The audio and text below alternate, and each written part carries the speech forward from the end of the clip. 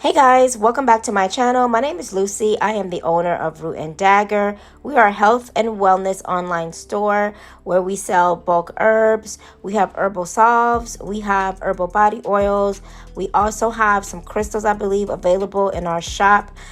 We also included some herbal kits, which are 9 starter herbs that you can add to your herbal kitchen, available as well on the site. So head over to rootanddagger.com and check us out. Today we're going to be making spiritual baths at home. I didn't have a special herb or herbs in mind. I just went with what my spirit told me to go with. So don't make it complicated. The most potent baths can just be one herb. It's all in your intentions and what is needed at the moment. Now, spiritual baths are great in times of uncertainty, stress, bad luck, etc. It can be used to change the frequency around you and with yourself. So let's get to it. And so the first herb I'm going to be putting in is calendula. Now, calendula's beautiful color signifies the warmth of the sun. Its spiritual connection for me is that it brightens up those dark places and having those tough conversations with ourselves. It just starts the healing process so that we focus on healing those inner child wounds. And so the next one I think I'm putting in here, it's going to be lemon balm. So lemon balm just aids in low moods. And if you're just feeling melancholy, lemon balm helps you to reconnect back to Mother Earth. So leaning on her for support and grounding. And so, don't forget that lemon balm is also a nervine herb, which helps calms the nervous system as well. And so I think the next herb that I'm going to be using in this spiritual bath, I'm just kind of like making sure everything is mélangé, which is a Creole term for just making sure everything is kind of like just getting in order right now. And so the next herb I'm going to be using is going to be roses. Now, one thing with roses, I just love the smell of roses. It just reminds me to nurture myself more, and spiritually, roses just offer luck, healing, and love. I love infusing my oils with roses too, just kind of placing it in my heart center to remind me that, I need to show myself love and, give love to others as well. The next herb that I'm putting in is skullcap. So now skullcap is another nervine herb too. It helps with anxiety and stress. And I know we are living in those times where anxiety and stress is just heightened. So it helps you to keep focus. It kind of brings you stillness in the midst, of the storm. So that's one of the reasons why I do like sipping on skullcap, especially when I'm at work. Now that's lavender, and I know some people don't like lavender. I'm shocked, but anyway, lavender, you guys already know, is just another calming herb that brings in protection. It helps with sleep, peace, and happiness.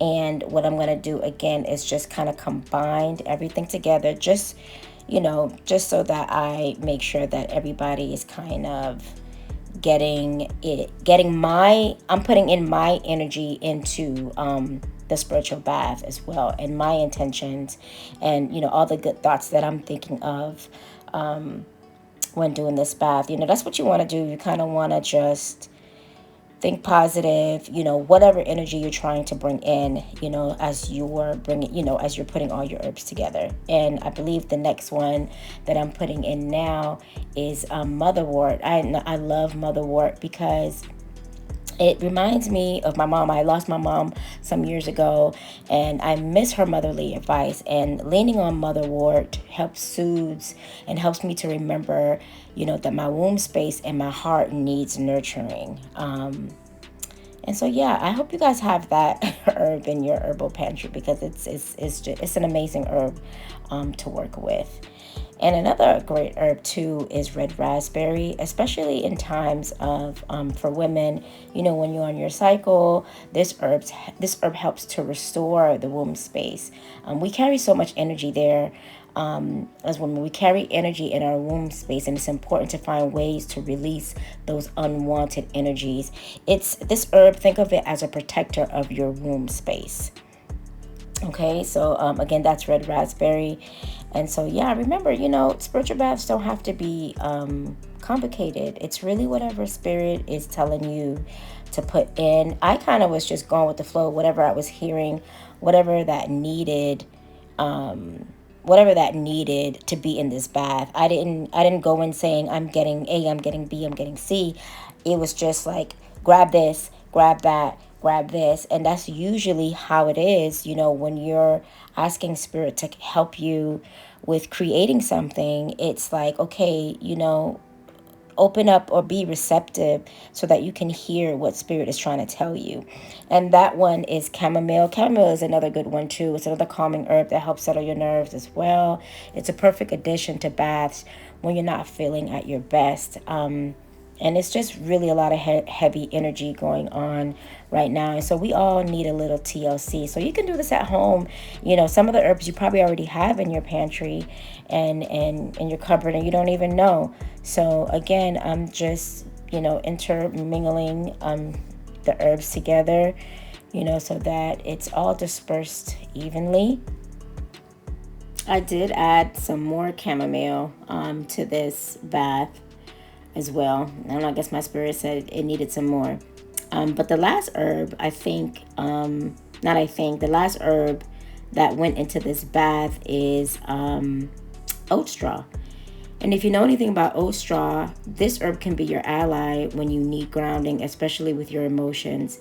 It contains restorative and nourishing properties to help alleviate stress in your life. So you want to make sure that herb goes into one of your baths because it's just an amazing herb. And again, I'm mélanging this spiritual bath, putting my intentions into it and just kind of thanking my spirits for, helping me. Whatever you feel like you need to say. See, I'm squeezing it out so that I can help it release, some of the aromatics that's especially in the lavender and the roses. And so one thing that I was taught some years ago was that, when we're doing spiritual baths or, when we're creating, you may want to sometimes, light a little tea light, it doesn't have to be a chime candle. It could be like a small tea light candle. You just light it and then you just state your intentions. You can put it on top of your herbs and just, say your little incantations, your prayers or whatnot, whatever spirit is leading you to say. Follow your own, I don't want to say teaching, but you get what I'm saying. Like follow what your heart is telling you, but listen to what your heart is saying. Listen to what your internal spirit is telling you.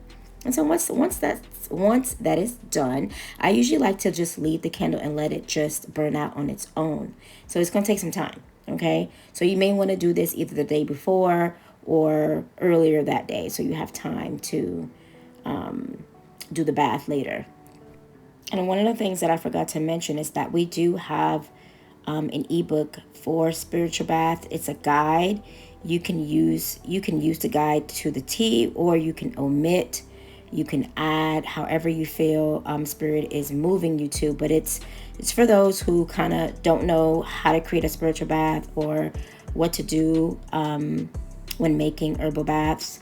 The guide is great. It's available on our website at www.ruanddagger.com in our herbal resources section. And so guys, all I'm doing is just filling it up, not to the top, but just enough so that, I get a good amount.